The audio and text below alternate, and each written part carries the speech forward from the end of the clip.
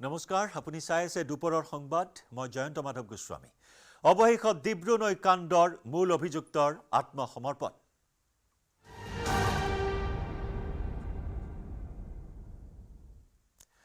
তিনিচুকীয়াৰ ডিব্ৰু নৈৰ ঘটনাৰ মূল অভিযুক্ত নাৱৰীয়া অমৰীশ মিপুনৰ আত্মসমৰ্পণ। জোনাই থানাত আত্মসমৰ্পণ কৰে মূল অভিযুক্ত অমৰীশ মিপুনে। মনোজ পুৰায়াক গুৰিয়াই নৈত পেলাই দিছিল অমৰীশে। অমৰীশে নাৱত উঠিবলৈ দিয়া নাছিল মনোজক। মনোজে প্ৰাণ ৰক্ষা কৰিছিল 4জনকৈ লোকৰ। নাও দুৰ্ঘটনাত নৈত পৰা 4জন লোকক উদ্ধাৰ কৰাৰ পিছতো মনোজক নাৱত উঠিবলৈ দিয়া নাছিল অমৰীশ মিপুনে। আৰু সেই কালপ্ৰিট অমৰীশ মিপুনক ইতিমধ্যে তিনিচুকীয়ালৈ আনি থকা হৈছে। আত্মসমৰ্পণৰ পিছতে গ্ৰেপ্তাৰ কৰা হয় অমৰীশ মিপুনক। দেওবাৰৰ ঘটনা আছিল। এটা শিহৰণকাৰী বুকু কপি উঠা এটা দৃশ্য ছ'চিয়েল মিডিয়াত ভাইৰেল হৈছিল এই দৃশ্য।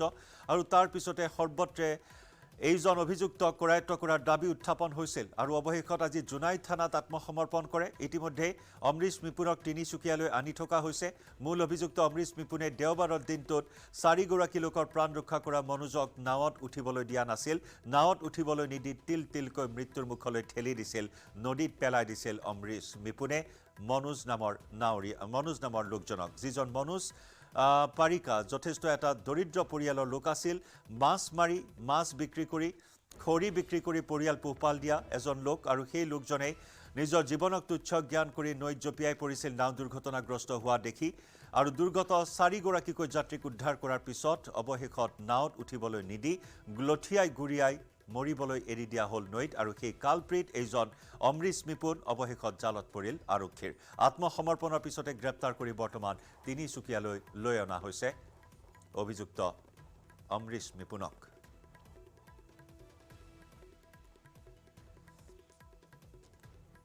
কিন্তু এতিয়াও সন্ধান নাই মনোজৰ।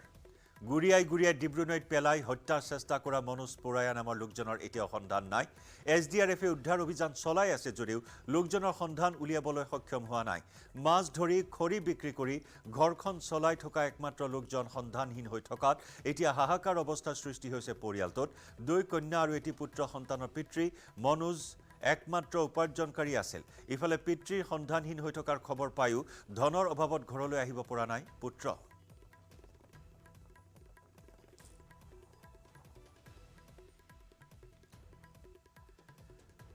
দেওবাৰৰ ঘটনা। আজি 4 দিনৰ পিছত মূল অভিযুক্তই আত্মসমৰ্পণ কৰিলে। জোনাই থানাত আত্মসমৰ্পণ অমৰীশ মিপুনৰ। দেওবাৰে যন্ত্ৰচালিত এই নাওখন দুৰ্ঘটনাত পতিত হৈছিল। এটা গছৰ মূঢ়াত খুন্দা মাৰি দুৰ্ঘটনাত পতিত হৈছিল। আৰু সেই দৃশ্য প্ৰত্যক্ষ কৰি থকা মনোজ পাৰিয়াই জঁপিয়াই পৰিছিল নদীত। নিজৰ মহানুভৱতা দেখুৱাই সাহসিকতা দেখুৱাই 4জনকৈ যাত্ৰীৰ প্ৰাণ ৰক্ষা কৰা সেইগৰাকী মহানুভৱী মনোজক তিলকৈ মৃত্যুৰ মুখলৈ ঠেলি দিলে অমৰীশ মিপুনে। নাওখনত উঠিবলৈ গৈছিল। সাঁতুৰি নাদুৰি 4জনকৈ লোকৰ প্ৰাণ ৰক্ষা কৰা মনোজ ভাগৰি পৰিছিল, দুৰ্বল হৈ পৰিছিল ক্ৰমাৎ। আৰু সেইবাবে নাৱত উঠিবলৈ গৈছিল। নাৱত উঠাত সহায় কৰিব দূৰৰ কথা, বৰং গুৰিয়াই নৈত পেলাই দিছিল মনোজক। আৰু সেইজন কালপ্ৰিট টিভিৰ সমাজত অমৰীশ মিপুনে অৱশেষত জোনাই থানাত আজি আত্মসমৰ্পণ কৰাত গ্ৰেপ্তাৰ কৰা হৈছে। আৰু বৰ্তমান লৈ অনা হৈছে তিনিচুকীয়া অভিমুখে। কিন্তু দুৰ্ভাগ্যবশতঃ এতিয়াও মনোজৰ কোনো সন্ধান উলিয়াবলৈ সক্ষম হোৱা নাই উদ্ধাৰকাৰী দলে। 4 দিন ক্ৰমাগতভাৱে ডিব্ৰু নৈত উদ্ধাৰ অভিযান চলাই থকা হৈছে। কালি দিনটোত একাংশ লোকে এটা মৃতদেহ উটি যোৱা প্ৰত্যক্ষ কৰাৰ খবৰ আহিছিল। সেই মৰ্মে সেই স্থানতো অভিযান চলায়ো কোনো ধৰণৰ সুংসূত্ৰ লাভ কৰিবলৈ সক্ষম হোৱা নাই। এতিয়া পৰিয়ালটোৰ মাজত হাহাকাৰ অৱস্থাৰ সৃষ্টি হৈছে। একমাত্ৰ উপাৰ্জনকাৰী 2 কন্যা সন্তান এটি পুত্ৰ সন্তানৰ পিতৃ মনোজ মাছ ধৰি খৰি বিক্ৰী কৰি পৰিয়াল পোহপাল দি আছিল। আৰু একমাত্ৰ উপাৰ্জনকাৰীজনক হেৰুৱাই এতিয়া পৰিয়ালটোৰ মাজত হাহাকাৰ।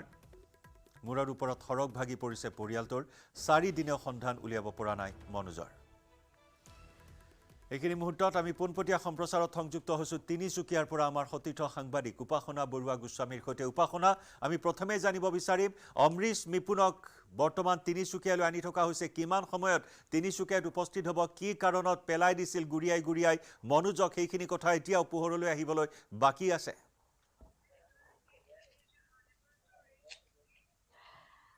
হয় জয়ন্ত, যি আমি আৰক্ষীৰ পৰা তথ্য লাভ কৰিছো, আৰক্ষীয়ে কৈছে যে 2:30 বজাৰ ভিতৰত অমৃশ ৰিপুণ আহি পাব তিনিচুকীয়া।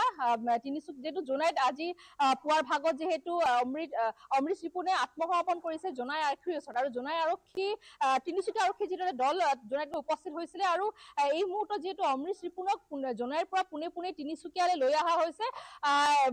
আৰক্ষীয়ে কৈছে যে 3:30 বজাৰ ভিতৰত হয়তো অমৃশ ৰিপুণ আহি তিনিচুকীয়া আৰক্ষীৰ ওচৰত হাজিৰ হ'ব। আৰু তাৰ বাবে জয়ন্ত, যিহেতু আৰক্ষী তৎপৰতাৰে ইতিমধ্যে সকলো দিশ চোৱা চিতা কৰিছে, যিহেতু এতিয়াহে আচলতে অমৃশ ৰিপুণক যিহেতু বিচাৰি আছে আৰক্ষীয়ে, অভিযান চলাই আছে ঠায়ে ঠায়ে দধিয়াত বিশেষকৈ। তাৰপিছত আজিৰ ভাগত যিহেতু যিহেতু অমৃশ ৰিপুণেও আত্মসমৰ্পণ কৰিছে জোনাই আৰক্ষীৰ ওচৰত, এতিয়া কিন্তু জয়ন্ত সমগ্ৰ ৰহস্য কিন্তু এতিয়াহে আচলতে আৰক্ষীয়ে কিন্তু লাভ কৰিব সক্ষম হ'ব। যিহেতু জানিব পৰা গৈছে যে এই যে আচলতে মনোযোগ যে অমৃশ ৰিপুণে কিহৰ কাৰণে আচলতে লাট কোৰ মাৰি যে হত্যা কৰিলে বুলি ইতিমধ্যে ক'ব লাগিব, কিন্তু কিহৰ বাবে, ইয়াৰ আঁৰৰ ৰহস্য কি হ'ব পাৰে জয়ন্ত, আৰক্ষীয়ে কিন্তু এতিয়া তদন্ত চলাব। আৰক্ষীয়ে বাৰম্বাৰ এটা কথা কৈ আছে যে অমৃশ ৰিপুণে আচলতে পলাতক হৈ আছিল অৱস্থাত, যিহেতু 17 তাৰিখে ঘটনা সংঘটিত হৈছে বিয়লিৰ ভাগত। তাৰ পিছৰ পৰাই যিহেতু অমৃশ ৰিপুণ নিজৰ ঘৰতো যিটো আৰক্ষী অভিযান চলাইছিলে, কিন্তু তেওঁ পোৱা নাছিলে, তেওঁ পলায়ন কৰি আছিলে, ঘৰৰ পৰাই পলায়ন কৰিছিলে সেইখিনি মুহূৰ্ততে। কিন্তু জয়ন্ত, এটা কথা ক'ব লাগিব, এতিয়া কিন্তু যিটো আৰক্ষী জালত পৰিলে অমৃশ ৰিপুণ, যিহেতু নিজে আত্মসমৰ্পণ কৰিছে, কিন্তু এতিয়া কিন্তু বাচি নাযায়। আৰু এতিয়াহে আচলতে কিহৰ বাবে মনোযোগ লাট গুৰ মাৰি আচলতে নাওখন উঠিবলৈ নিদিলে, বা তাৰ পিছৰ ৰহস্য কি, সেয়া কিন্তু এতিয়াহে পোহৰলৈ আহিব, যাৰ বাবে জয়ন্ত আৰক্ষী লৈ আহি আছে এই মুহূৰ্তত অমৃশ ৰিপুণক। আনহাতে আমি যদি চাওঁ তেনেহলে মনোজৰ যি আচলতে মনোজক বিচাৰি থকা হৈছে NDRF SDRF যিহেতু পানীত ইতিমধ্যে ডিব্ৰু নৈৰ বুকুত অভিযান চলাই আছে তন্নতন্নকৈ। আৰু যিহেতু মনোজৰ পৰিয়ালো ইতিমধ্যে এটা কথাই কালিৰ ভাগত কৈছিলে যে মনোজৰ যি আচলতে ক'ত গ'ল, মনোজ কি হ'ল, আচলতে সেইখিনি সময়ত যিহেতু সকলো ভিজুৱেলছ প্ৰত্যক্ষ কৰিছে যে মনোজক যে ইমান 4-5 জনকৈ লোকক প্ৰাণ বচোৱাৰ পিছত যে সেইখন নাওতে যে মনোজক উঠিব দিয়া নহল, আৰু এইজন যে অমৃশ ৰিপুণ অভিযুক্ত, যিটো মূল অভিযুক্ত, আজিৰ ভাগত যিহেতু আত্মসমৰ্পণ কৰিলে, পৰিয়ালে কিন্তু অত্যন্ত সুখী। জয়ন্ত, কালি এটা কথা পৰিয়ালৰ লোক পত্নী মনোজৰ বাৰ বাৰ কৈ আছিলে যে মনোজৰ যি দেহ ক'ত আছে, মনোজ সেয়া আমাক বিচাৰি দিব লাগে, আৰু এটা কথা যে অমৃশ ৰিপুণ যি মূল অভিযুক্ত তেওঁক কিন্তু বিচাৰি দিব লাগে, নহলে অন্যথা তীব্ৰ কাৰ্যসূচী ল'ব কিন্তু আচ্ছাৰ ফালৰ পৰা। তিনিচুকীয়ালৈ অনাৰ পিছতে আৰু অধিক ৰহস্য ভেদ হ'ব, সেয়া সকলোৰে দৃষ্টি ৰাখিছে। ধন্যবাদ উপাসনা।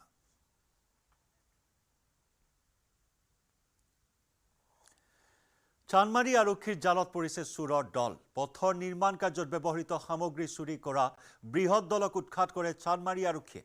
দলটোৰ মুঠ 11টা চোৰক কৰায়ত্ব কৰে চানমাৰী আৰক্ষীয়ে। দীৰ্ঘদিন ধৰি এই দলটোৱে চুৰি কৰি আহিছিল ফুটপাথৰ মেনহোলৰ লোহাৰ কভাৰ।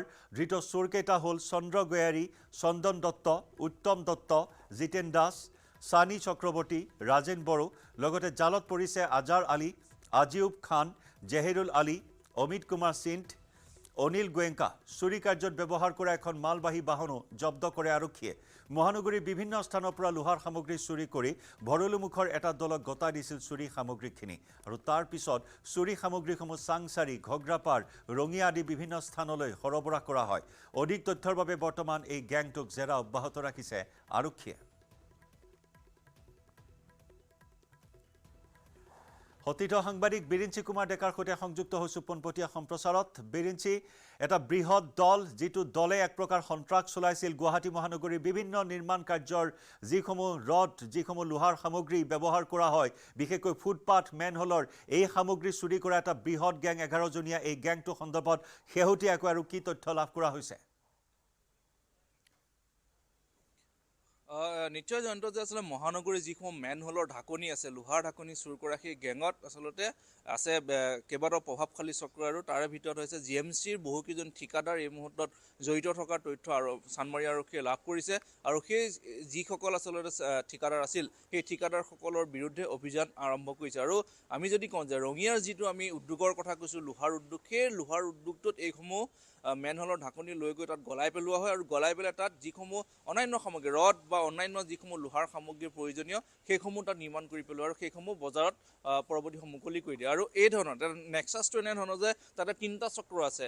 প্ৰথমতে মহানগৰীৰ সেই মেনহলসমূহৰ ওচৰত ঠিকাদাৰসমূহে নিজে তাত নেতৃত্ব দিয়ে আৰু সেই চোৰৰ গেংটোৱে তাৰ পৰা সেইসমূহ ভাল কৰি থকাৰ অজুহাতত সেইসমূহ উঠায় আৰু কোনো এখন বাহনত সেইসমূহ উঠাই নি মাছখোৱাৰ এটা গুদামঘৰত গৈ সেইখিনি জমা কৰে।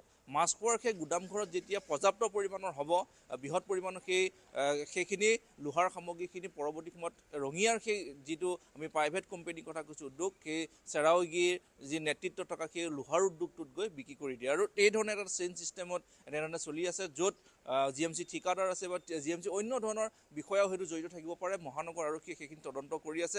এই মুহূৰ্তলৈকে মুঠ 11গৰাকীক গ্ৰেপ্তাৰ কৰিছে আৰু সেই 11গৰাকী অভিযুক্তই এই মুহূৰ্তত সেই কথাখিনি স্বীকাৰ কৰিছে যে কেনেকুৱা ধৰণৰ এটা নেক্সাছৰ জৰিয়তে মহানগৰীৰ সেই মেনহোলৰ ঢাকনিসমূহ লৈ যোৱা হয়। কেৱল যে মেনহোলৰ ঢাকনিসমূহে লৈ যায় তেনে নহয়, মহানগৰীৰ ফুটপাথ নিৰ্মাণ কৰি থকা যিসমূহ লোহাৰ সামগ্ৰী বা নিৰ্মাণ সামগ্ৰী যিসমূহ আছে তাৰো আচলতে আধা চান কাহে এই চোৰৰ দলটোৱে। গতিকে এই চোৰৰ দলটোক ৰক্ষণাবেক্ষণ দিছিল কিন্তু GMCৰ সেই ঠিকাদাৰ কেইজনমান নিৰ্দিষ্ট ঠিকাদাৰ, আৰু সেই ঠিকাদাৰ কেইজনে নেতৃত্ব বহন কৰে যে মহানগৰীৰ কোন স্থানত মেনহোলৰ ঢাকনি আচলতে সহজতে উঠাব পাৰে, কোনখিনি স্থানত মহানগৰীত নিৰ্মাণ কাৰ্য চলি আছে, সকলোখিনি তথ্য সেই চোৰৰ গেংটোক দি দিয়া হয়। আৰু চোৰৰ গেংটোৱে নিশাৰ ভাগত এখন গাড়ী লৈ আহি সেই ধৰণে অভিযান চলায় আৰু অভিযান চলাই সেইসমূহ উঠাই লৈ গৈ মাছখোৱাৰ সেই গুদামঘৰটোত জমা ৰাখে। জমা ৰখাৰ পিছত কিছুদিন পাৰ হৈ যোৱাৰ পাছত সেইসমূহ ৰঙিয়াৰ সেই বিশেষ উদ্যোগটোত বিক্ৰী কৰি দিয়ে। আৰু ইয়াৰ পৰা ঠিকাদাৰৰ দুটা প্ৰফিট হয়। ঠিকাদাৰে প্ৰথমতে চোৰৰ গেংটোৰ পৰা এটা প্ৰফিট পায়, দ্বিতীয়তে সেই ঠিকাদাৰসকলে পুনৰ আকৌ সেই মেনহোলৰ ঢাকনিসমূহ নিৰ্মাণ কৰাৰ বাবে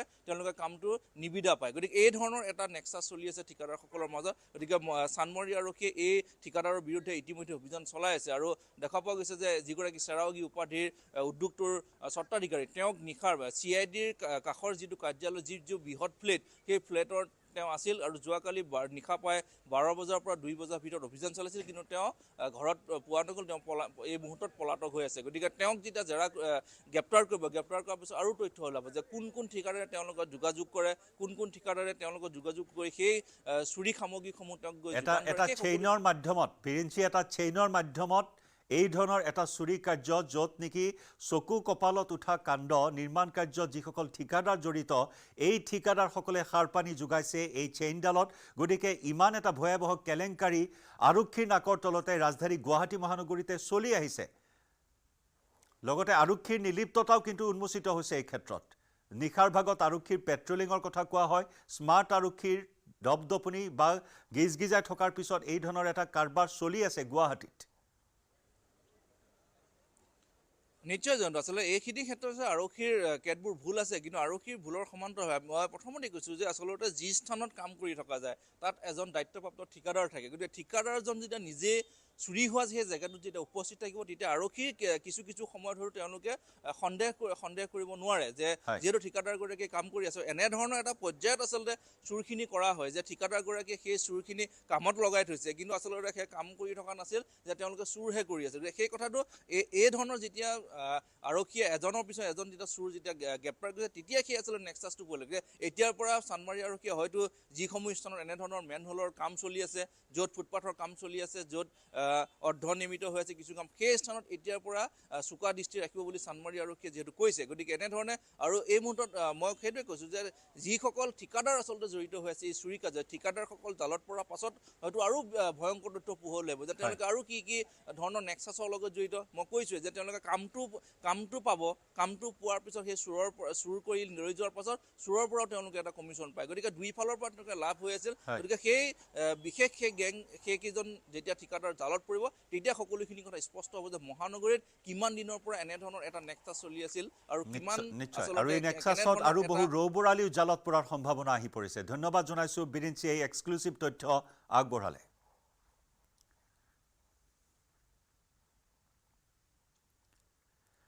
মহানগৰীত অব্যাহত আছে চোৰৰ উপদ্ৰৱ।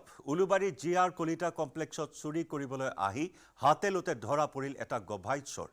এচিৰ সামগ্ৰী চুৰি কৰিবলৈ সোমাওঁতেই ৰাইজে ধৰিলে প্ৰাঞ্জল দাস নামৰ চোৰটোক। ৰাইজে উত্তম মধ্যম সোধাই আৰক্ষীক গতাই দিলে চোৰটোক। উল্লেখযোগ্য যে উলুবাৰী অঞ্চলত 10-12 জনীয়া চোৰৰ এটা গেঙে দীৰ্ঘদিনৰ পৰা উপদ্ৰৱ চলাই আহিছে।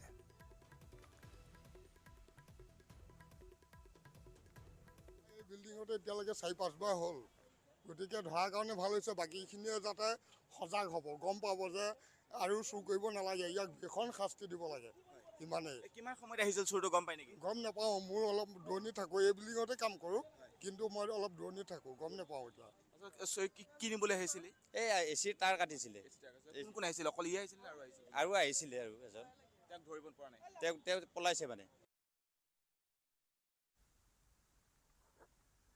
গুৱাহাটী মহানগৰীত চোৰৰ উপদ্ৰৱ, আৰু এইকেইদিন যদি আমি এই সপ্তাহৰ কথা কওঁ, যথেষ্ট সংখ্যক চুৰি কাৰ্য গুৱাহাটী মহানগৰত সংঘটিত হৈছে। আজি নিশাও আমি যদি আজি নিশাৰ কথা ক'বলৈ যাওঁ, তেতিয়াহ'লে আচলতে গুৱাহাটী মহানগৰীৰ উলুবাৰীস্থিত যি এই কমপ্লেক্স আছে, আৰু এই কমপ্লেক্সটোত আচলতে এটা চুৰ ইতিমধ্যে ধৰি পেলাই বান্ধি থোৱা হৈছে। সতীৰ্থ ইতিমধ্যে পৰিৱেশ দেখুৱাইছে, এনেদৰেই যি চুৰটো আছে, চুৰটোক এনেদৰে বান্ধি থোৱা পৰিলক্ষিত হৈছে। আৰু গুৱাহাটী মহানগৰীৰ উলুবাৰী ব্ৰিজৰ ঠিক সমীপতে আচলতে এই চুৰি কাৰ্যৰ ঘটনা সংঘটিত হৈছিল। নিশা 4 বজাত আচলতে চুৰ কৰিবলৈ আহিছিল এই চুৰটো, আৰু প্ৰাঞ্জল দাস নামৰ এই চুৰটো উলুবাৰীস্থিত আজিয়াৰ কলিতা কমপ্লেক্সত সোমাইছিল। নিশা যি AC আছিল, এই সমীপৰ যিসমূহ AC আছিল, AC সমূহ চুৰ কৰিবৰ বাবে আহিছিল। আৰু ইতিমধ্যে আমি দেখুৱাইছোঁ এই চুৰটোক বান্ধি থোৱা হৈছে, আৰু লগতে সামগ্ৰীসমূহ তেওঁ এই চুৰটোৱে এই সামগ্ৰীসমূহ লৈ আহিছিল। এখন ব্লেড লৈ আহিছিল আচলতে, লগতে এই যিসমূহ কপাৰৰ তাঁৰসমূহ লৈ আহিছিল, চাবি লৈ আহিছিল, আৰু এই সামগ্ৰীসমূহ লৈ আচলতে এই চুৰ কৰিবলৈ আহিছিল এই জিআৰ কমপ্লেক্সত। আৰু ইতিমধ্যে যিসকল ওচৰ চুবুৰীয়া লোক আছিল বা জিআৰ কমপ্লেক্সত যিসকলে বাস কৰিছিল, সেইসকল লোকে ইতিমধ্যে তাক বান্ধি থোৱা এনেদৰে পৰিলক্ষিত হৈছে। আমি যদি ACৰ কথা কওঁ, আচলতে গুৱাহাটী মহানগৰীত সঘনাই এনেধৰণৰ চুৰি কাৰ্যৰ ঘটনা সংঘটিত হৈ আহিছে। পুৱাৰ ভাগত হওক বা সন্ধিয়াৰ ভাগতে হওক, চিলনী চোৰৰ সন্ত্ৰাস বৃদ্ধি পাইছে, লগতে আন সকলোবিলাক সামগ্ৰী আচলতে চোৰৰ উপদ্ৰৱ বৃদ্ধি পোৱা ইতিমধ্যে পৰিলক্ষিত হৈছে। আৰু এই চোৰৰ যি গেং আছে, প্ৰায় আমি আজিৰ দিনটোৰ কথাও ক'ব পাৰোঁ। নিশ্চয়কৈ চান্দমাৰী আৰক্ষীও আচলতে আজিৰ দিনটোত চোৰ প্ৰায় 15-20 জনীয়া এটা চোৰৰ গেং ধৰিছে। তেওঁলোকে সমান্তৰালকৈ গুৱাহাটী মহানগৰীৰ উলুবাৰীতো আচলতে এনেদৰেই চোৰ ধৰি ইতিমধ্যে বান্ধি থৈছে। আৰু যিসকল ওচৰ চুবুৰীয়া লোক আছে, তেওঁলোকৰ সৈতে কথা পাতিম। দাদা, আপোনাৰ ওচৰলৈ আহিছোঁ, যিহেতু চোৰ যথেষ্ট গুৱাহাটী মহানগৰীত সদায় চোৰ হয়, সঘনে চোৰ হৈছে, আজিও এয়া চুৰ কৰিবলৈ আহিছে, চোৰটো বান্ধি থৈছে, কি ক'ব? আমাৰ এই বিল্ডিঙতে এতিয়ালৈকে 4-5 বাৰ হ'ল, গতিকে ধৰাৰ কাৰণে ভাল হৈছে, বাকীখিনিয়ে যাতে সজাগ হ'ব, গম পাব যে আৰু চুৰ কৰিব নালাগে, ইয়াক ভীষণ শাস্তি দিব লাগে, ইমানেই। কিমান সময়ত আহিছিল চুৰটো গম পাই নেকি? গম নাপাওঁ, মোৰ অলপ দূৰণিত থাকোঁ, এই বিল্ডিঙতে কাম কৰোঁ, কিন্তু মই অলপ দূৰণিত থাকোঁ, গম নাপাওঁ এতিয়া। এই জাষ্ট সোমালোহে মই। আচ্ছা, চুৰটো এনেদৰে বান্ধি থৈছে, লগতে 10-12টা চুৰ থকা বুলি কৈছে ইতিমধ্যে। লগততো আৰু থাকিবই, কাৰণ অকলে অহা নাই তেখেত, গতিকে বাকীকেইটা হয়তো পলাই খাইব পাৰে। কি নিবলৈ আহিছিল গম পাইনে? এইটোতো AC হেৰিয়ৰ গোটেই তাঁৰবোৰ কাটি নি আছে, বাকী এতিয়া বা কি নিবলৈ আহিছিলে, কেইবাবাৰো সোমাইছে আমাৰ ইয়াত। ঠিক আছে, আমি নিশ্চয়কৈ আচলতে চুৰটোৰ সৈতে কথা পাতিম, চুৰে কি মন্তব্য দিয়ে আমি সেই কথা আপোনালোকক জনাবলৈ সক্ষম হ'ম। আচলতে কি হৈছিল গোটেই সকলো কথা জানিম। নাই গাজালেদি কোবাইছে দাদা, মোক হাতখন এৰি নেদে, সেইখন হাততে বান্ধি থৈ দিছে। কিমান সময়ত আহিছিল? মোক হাতখনৰ পৰা ৰিহাই লাগে, মোক যোনখন গাজালে কোবাইছে।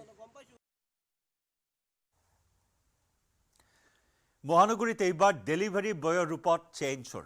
মহিলাৰ ডিঙিৰ চেইন কাঢ়ি জালত পৰিছে 2টা ডেলিভাৰী বয় ৰূপী চোৰ।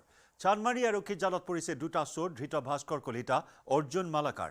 দীৰ্ঘদিন ধৰি ৰাজগড় অঞ্চলত উপদ্ৰৱ চলাই আহিছিল চোৰ দুটাই। শেহতীয়াকৈ ৰাজগড়ত এগৰাকী মহিলাৰ ডিঙিৰ পৰা কাঢ়ি লৈ গৈছিল চেইন। ন কৌশল অৱলম্বন কৰিছে চোৰে। চেইন চুৰিৰ উপদ্ৰৱ এতিয়া গুৱাহাটীত দিনক দিনে বৃদ্ধি পাইছে। এইবাৰ অভিনৱ কৌশল গ্ৰহণ কৰা 2 চেইন চোৰক আৰক্ষীয়ে জালত পেলাবলৈ সক্ষম হৈছে। ডেলিভাৰী বয়ৰ ৰূপত এতিয়া আবিৰ্ভাৱ ঘটিছে চেইন চোৰৰ। টাৰ্গেট কৰিছে মহিলাসকলক, প্ৰাতঃভ্ৰমণলৈ যোৱা মহিলাসকলক বা সন্ধিয়াৰ ভাগত অকলশৰীয়াকৈ থকা মহিলাক টাৰ্গেট কৰি লয় এই চক্ৰটোৱে। ডেলিভাৰী বয়ৰ সাজ পোছাকত ডেলিভাৰী বয়ৰ ৰূপত স্কুটি বাইক চলাই পিট পিটাই ফুৰে, টিঘিল ঘিলাই ফুৰে গুৱাহাটী মহানগৰীৰ অলিয়ে গলিয়ে এই গেংটো। আৰু তাৰেই 2 সদস্য জালত পৰিছে মহানগৰ আৰক্ষীৰ। চান্দমাৰী আৰক্ষীৰ জালত পৰিছে 2 কালপ্ৰিট ভাস্কৰ কলিতা আৰু অৰ্জুন মালাকাৰ। কিছুদিন পূৰ্বে ৰাজগড়ৰ 12 নম্বৰ বাইলেনত প্ৰাতঃভ্ৰমণলৈ যোৱা এগৰাকী মহিলাৰ ডিঙিৰ পৰা কাঢ়ি লৈ গৈছিল সোণৰ চেইন।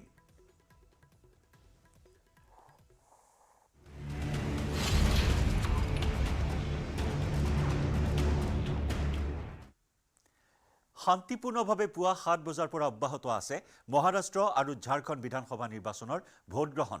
মহাৰাষ্ট্ৰত এটা পৰ্যায়তে ভোটগ্ৰহণ অনুষ্ঠিত হৈছে, লগতে ঝাৰখণ্ডত আজি দ্বিতীয় তথা অন্তিম পৰ্যায়ৰ ভোটগ্ৰহণ।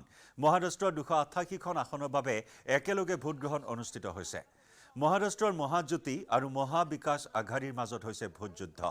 বিজেপি, শিৱসেনা, এনচিপি মিত্ৰজোঁট হৈছে মহাজ্যোতি আৰু কংগ্ৰেছ, এনচিপি, এছপি, শিৱসেনা, উদ্ধৱ ঠাকৰে মিত্ৰজোঁট হৈছে মহাবিকাশ আঘাড়ীৰ মাজৰ এই মূল প্ৰতিদ্বন্দ্বিতা। দেশৰ বাণিজ্যিক ৰাজধানী মুম্বাই তথা মহাৰাষ্ট্ৰত ৩৬খন জিলাৰ ৯,৭০,০০,০০০ ভোটাৰে নিৰ্ণয় কৰিব ৪,১৪০ গৰাকী প্ৰাৰ্থীৰ ভাগ্য। মহাৰাষ্ট্ৰত বিজেপিয়ে ১৪৯খন আসনত প্ৰতিদ্বন্দ্বিতা কৰাৰ বিপৰীতে একনাথ সিন্দে নেতৃত্বাধীন শিৱসেনাই ৮১খন আসনত প্ৰতিদ্বন্দ্বিতা কৰিছে। অজিত পাৱাৰ নেতৃত্বাধীন এনচিপিয়ে ৫৯খন আসনত প্ৰতিদ্বন্দ্বিতা কৰিছে। বিপৰীতে কংগ্ৰেছে ১০১খন আসনত প্ৰতিদ্বন্দ্বিতা। উদ্ধৱ ঠাকৰেৰ শিৱসেনাই ৯৫খন আসনত প্ৰতিদ্বন্দ্বিতা কৰাৰ বিপৰীতে শৰদ পাৱাৰ নেতৃত্বাধীন এনচিপিয়ে ৮৬খন আসনত প্ৰতিদ্বন্দ্বিতা কৰিছে। মুম্বাইত কেইবাটাও সমষ্টিত হাই প্ৰফাইল যুঁজ। মুম্বাইৰ ৱাৰ্লিত হাই প্ৰফাইল যুঁজত নামিছে শিৱসেনাৰ মিলিন্দ দেওৰা। মিলিন্দ দেওৰাৰ বিৰুদ্ধে শিৱসেনা ইউটিবিৰ আদিত্য ঠাকৰে অৱতীৰ্ণ হৈছে। একেটা সমষ্টিতে প্ৰতিদ্বন্দ্বিতা কৰিছে মহাৰাষ্ট্ৰৰ নৱনিৰ্মাণ সেনাৰ নেতা সন্দীপ দেশপাণ্ডেই।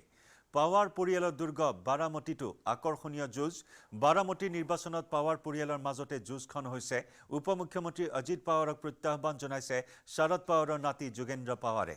বাৰামতীত ১৯৯১ চনৰে পৰা এনচিপিৰ অজিত পাৱাৰে ৭ বাৰকৈ জয়লাভ কৰি আহিছে। এইবাৰ প্ৰথমবাৰৰ বাবে শৰদ পাৱাৰৰ ছত্ৰছায়া অবিহনে যুঁজিছে বিজেপিৰ সৈতে যুটি বন্ধা অজিত পাৱাৰে। আনহাতে বান্দ্ৰা ইষ্টত জেইছান ছিদ্দিকীৰ বিৰুদ্ধে বৰুণ সৰদেশাই যুঁজত অৱতীৰ্ণ হৈছে। বাবা ছিদ্দিকীৰ পুত্ৰ তথা এনচিপি শৰদ পাৱাৰৰ পুত্ৰ জেইছান ছিদ্দিকী। আনহাতে উদ্ধৱ ঠাকৰেৰ ভাগিন বৰুণ সৰদেশাই কপ্ৰী পাঁচপাগহাদী সমষ্টিত বৰ্তমানৰ মুখ্যমন্ত্ৰী একনাথ সিন্দে প্ৰতিদ্বন্দ্বিতা কৰিছে। শিৱসেনাৰ নেতাগৰাকীক শিৱসেনা ইউটিবিৰ কেদাৰ দীঘেই প্ৰত্যাহ্বান জনাইছে। কেদাৰ দীঘে একনাথ সিন্দেৰ একালৰ ৰাজনৈতিক দিগদৰ্শক তথা শিৱসেনাৰ নেতা প্ৰয়াত আনন্দ দীঘেৰ ভতিজা। আনহাতে নাগপুৰ দক্ষিণ পশ্চিম সমষ্টিত পূৰ্বৰ মুখ্যমন্ত্ৰী তথা বৰ্তমানৰ উপ মুখ্যমন্ত্ৰী দেৱেন্দ্ৰ ফাড়নবিছৰ প্ৰতিদ্বন্দ্বিতা।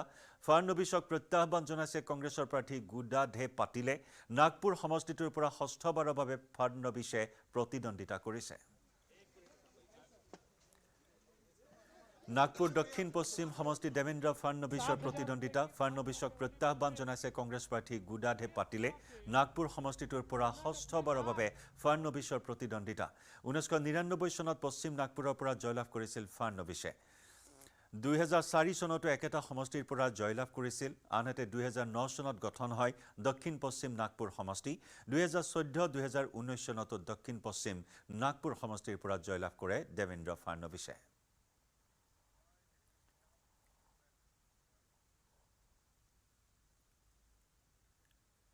পুৱাই হাই প্ৰফাইল ৰাজনৈতিক নেতাৰ পৰা বলিউড চেলিব্ৰিটিলৈ সকলোৱে ভোটাধিকাৰ সাব্যস্ত কৰিছে। মুম্বাইত তাৰকা শিল্পীসকলৰ ভোটাধিকাৰ সাব্যস্ত। ফটোৰ বাবে পজ দিছে এইসকল তাৰকা অভিনেতা অভিনেত্ৰীয়ে। সংগীত জগতৰ লগত জড়িত সকলো তাৰকাই ভোটাধিকাৰ সাব্যস্ত কৰিবলৈ পুৱাই ওলাই আহিল ভোটগ্ৰহণ কেন্দ্ৰসমূহলৈ। ক্ৰিকেটৰ ভগৱান মাষ্টাৰ ব্লাষ্টাৰ শচীন তেণ্ডুলকাৰে সাব্যস্ত কৰে ভোটাধিকাৰ। পত্নী কন্যাক লগত লৈ আজি পুৱাই ভোটগ্ৰহণ কেন্দ্ৰত দেখিবলৈ পোৱা হ'ল শচীন তেণ্ডুলকাৰক। RSS প্ৰধান মোহন ভাগৱতেও সাব্যস্ত কৰিলে ভোটাধিকাৰ।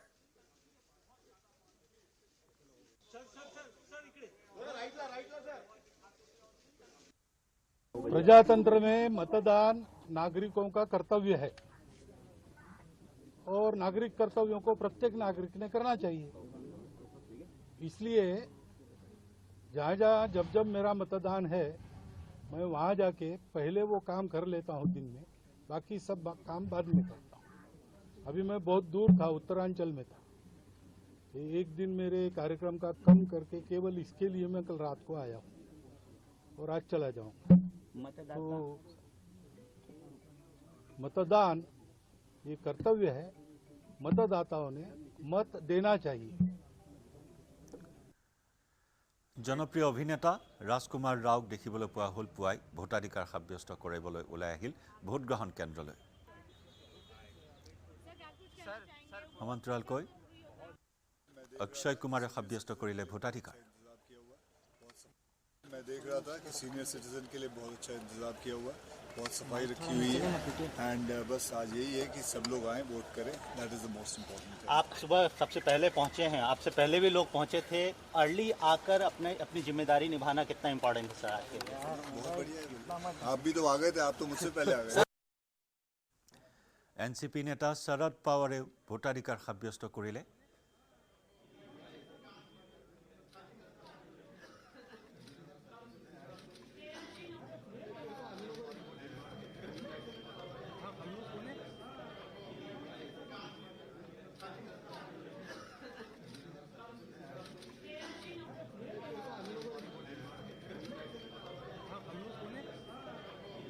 ये प्रक्रिया में शामिल होने की आवश्यकता है और मुझे पूरा भरोसा है कि महाराष्ट्र के मतदाता भारी संख्या से इसमें शामिल हो जाएंगे, शांति से मतदान हो जाएगा और 23 तारीख के बाद ये देश के सामने आएगा कि राज चलाने की जिम्मेदारी वो किसके ऊपर देते हैं।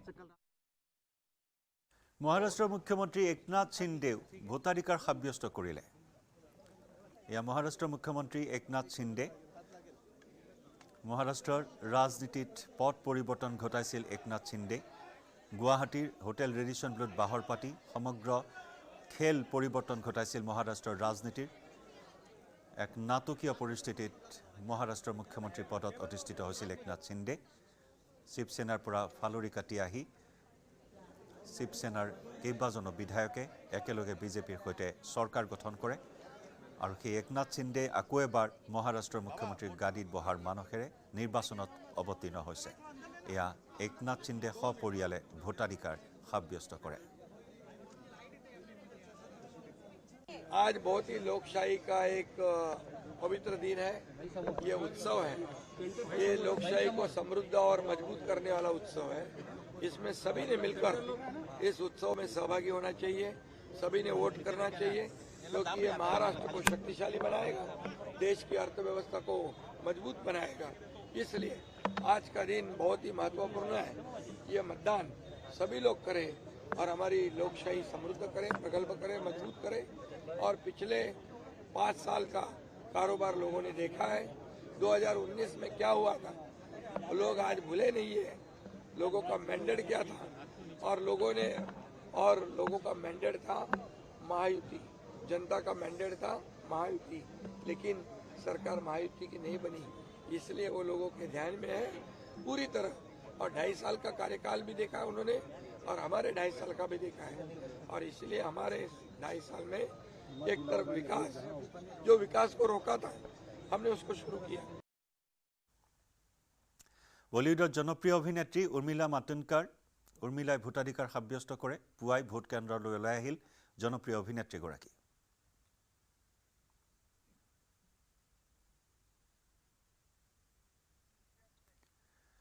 সাংসদ সুপ্ৰিয়া সুলে ভোটাধিকাৰ সাব্যস্ত কৰে।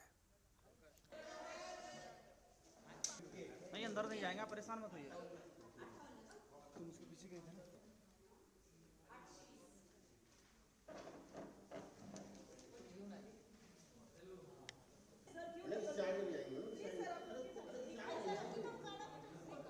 শান্তিপূৰ্ণভাৱে বৰ্তমান চলি আছে ভোট গ্ৰহণ প্ৰক্ৰিয়া।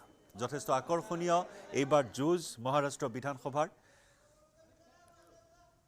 মহাজোঁট আৰু মহাবিকাশ আঘাৰীৰ মাজত এই মূল প্ৰতিদ্বন্দ্বিতা। বৰ্তমান ভোটযুদ্ধ চলি আছে। ৪,১৪০ গৰাকী প্ৰাৰ্থীৰ ভাগ্য বন্দী হ'ব ইভিএমত। ভোট কেন্দ্ৰসমূহত কটকটীয়া নিৰাপত্তা বেষ্টনী। ভোটাৰৰ দীঘলীয়া শাৰী পাতি ভোটাৰসকলে পুৱাৰে পৰা ভোটাধিকাৰ সাব্যস্ত কৰিছে। সময় যিমানেই বাগৰিছে ভোটাৰৰ শাৰী সিমানেই দীঘলীয়া হোৱা পৰিলক্ষিত হৈছে। বিশেষভাৱে আকৰ্ষণীয় মুম্বাই বিধানসভা নিৰ্বাচন। মুম্বাই বিধানসভা নিৰ্বাচনে বিশেষ তাৎপৰ্য বহন কৰিব, কাৰণ বিগত লোকসভা নিৰ্বাচনত বিজেপি মিত্ৰজোঁটে আশানুৰূপ ফলাফল লাভ কৰা নাছিল লোকসভা নিৰ্বাচনত মুম্বাইৰ লোকসভাৰ আসনত। আৰু সেই মৰ্মে এইবাৰ বিধানসভাৰ নিৰ্বাচন যথেষ্ট এক আকৰ্ষণীয় হিচাপে পৰিগণিত হৈছে। মহাজ্যোতি আৰু মহাবিকাশ আঘাৰীৰ মাজৰ ভোটযুদ্ধ বৰ্তমান চলি আছে। একেদৰে ঝাৰখণ্ডতো অব্যাহত আছে বিধানসভা নিৰ্বাচনৰ দ্বিতীয় পৰ্যায়ৰ ভোটগ্ৰহণ 38খন আসনৰ বাবে ভোটাৰে সাব্যস্ত কৰিছে ভোটদান কেইবাজনো হেভিৱেট প্ৰাৰ্থীৰ ভাগ্য নিৰ্ণয় হ'ব তাৰ ভিতৰত আছে মুখ্যমন্ত্ৰী হেমন্ত সোৰেন বিজেপি নেতা বাবুলাল মাৰাণ্ডী কল্পনা সোৰেন সীতা সোৰেন দ্বিতীয় পৰ্যায়ৰ নিৰ্বাচনত ভাগ্য নিৰ্ণয় হ'ব 528 গৰাকী প্ৰাৰ্থীৰ ইয়াৰ ভিতৰত 472 জন পুৰুষ প্ৰাৰ্থী 55 গৰাকী মহিলা প্ৰাৰ্থী ভোট কেন্দ্ৰসমূহত গঢ়ি তোলা হৈছে কটকটীয়া নিৰাপত্তা বেষ্টনী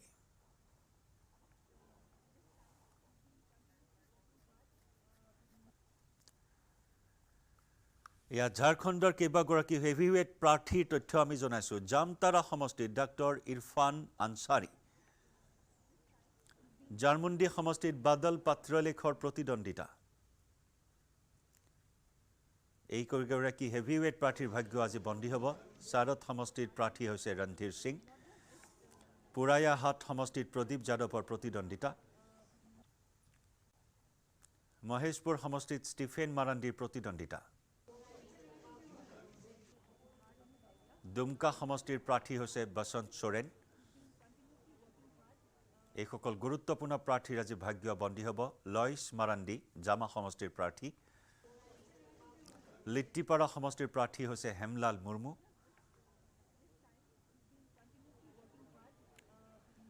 মথুৰা মাহাতো হৈছে টুণ্ডি সমষ্টিৰ শক্তিশালী প্ৰাৰ্থী চন্দন কিয়ৰী সমষ্টিৰ প্ৰাৰ্থী অমৰ বাউৰী আৰু কল্পনা সোৰেন গণ্ডে সমষ্টিৰ পৰা প্ৰতিদ্বন্দ্বিতা কল্পনা সোৰেনৰ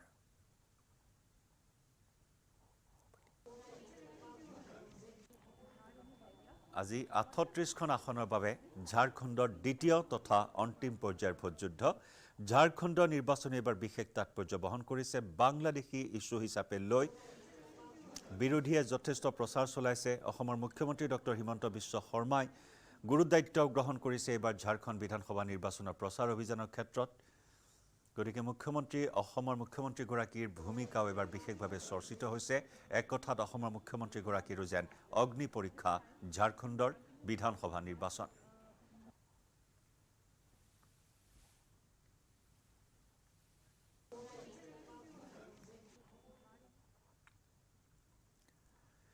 দুপৰৰ সংবাদ অব্যাহত ৰাখিম সময় হৈছে এটা চমু বাণিজ্যিক বিৰতি